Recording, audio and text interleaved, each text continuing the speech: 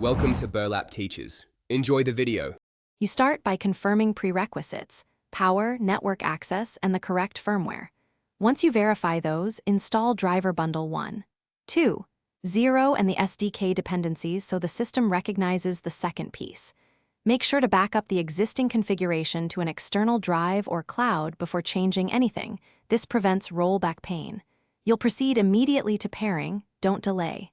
After backup completes, power the second piece and watch for LED status changes before moving on. You now integrate the second piece into the main system. Begin with pairing via the local CLI, pair ID token, then let the handshake finish.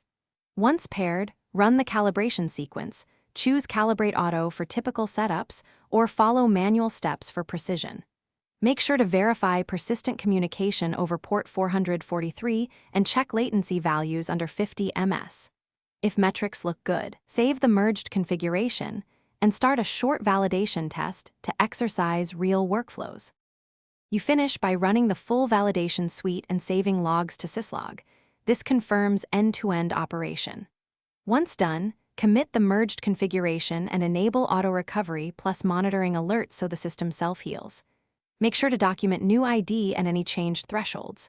If something goes wrong, collect diagnostics, device logs, CLI output, timestamps, and perform a safe rollback to the backup. One troubleshooting tip: reboot the second piece after clearing cache. Intermittent issues often Thanks for watching. Consider subscribing if this video helped you.